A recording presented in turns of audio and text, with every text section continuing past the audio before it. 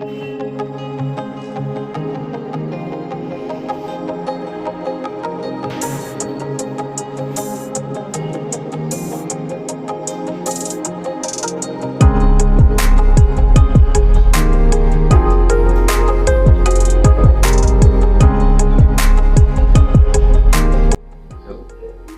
हम कस्बा मीरापुर में पहुंचे हैं और कस्बा मीरापुर में जो माणिक संगल हैं, ये डॉग प्रेमी हैं। इनका एक जो है डॉग है, इन्होंने उसे पाला हुआ है। अभी सहारनपुर ये गए थे, सहारनपुर में उन्होंने मेडल जीते हैं। तो इसी सिलसिले में अब हम बात करने इनसे पहुंचे हैं कि ये किस तरह से डॉग का जो है रख रखाव करते हैं, क्या खाना पीना, उनका रहन सहन, किस तरह से ये उनकी देखभाल करते हैं।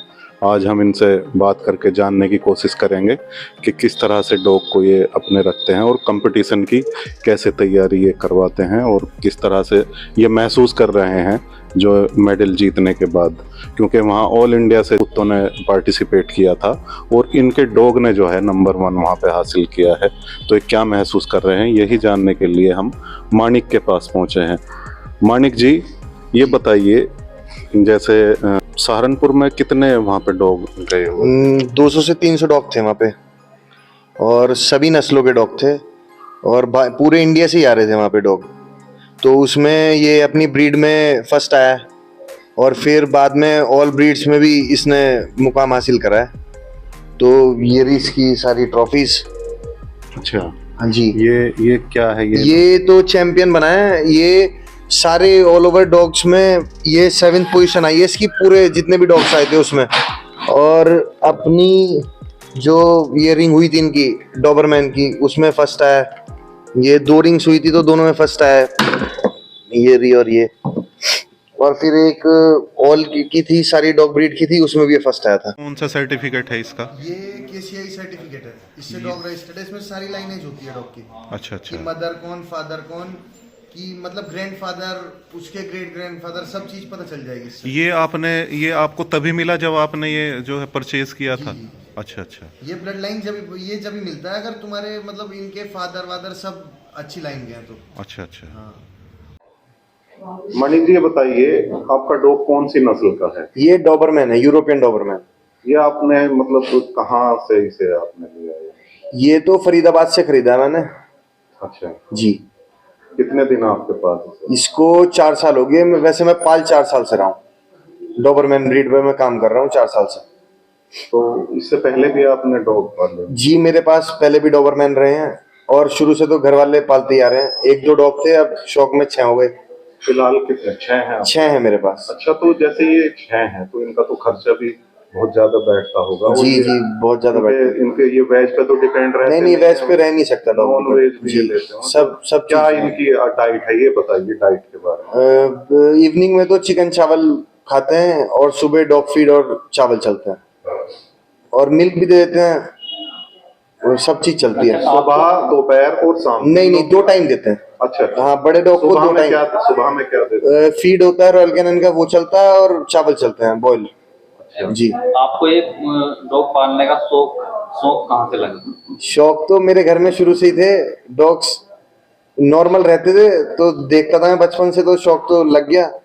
और बस फिर ये था कि अच्छी से अच्छी चीज अपने पास होनी चाहिए, तो बस इस ब्रीड का मेरे को शुरू से शौक था। ये कौन सी ब्रीड है? ये यूरोपियन डॉबरमैन है। डॉबरमैन? जी। अच्छा, और जो आपके पास ये वो सब डॉबरमैन है। सब डॉबरमैन है।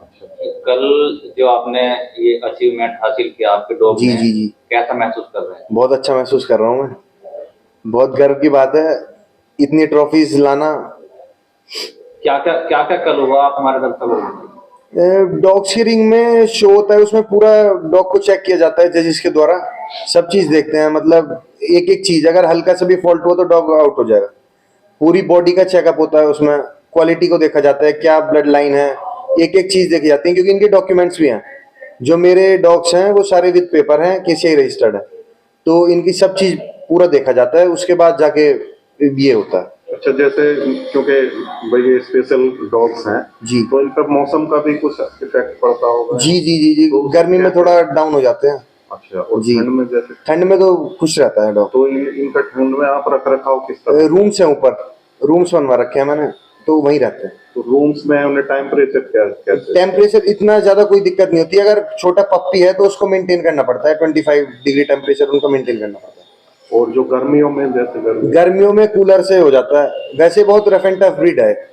हाँ, डोबरमैन ब्रीड बहुत मजबूत ब्रीड है इस चीज में।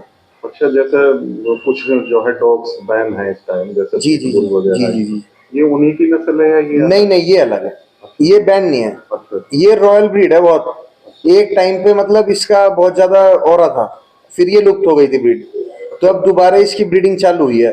तो ये आपके साथ खेलता भी है क्या? सब चीज करता है। क्या क्या करता है ये खेलता है, शांत है, वैसे काम है, बहुत गुस्से वाला नहीं है इतना।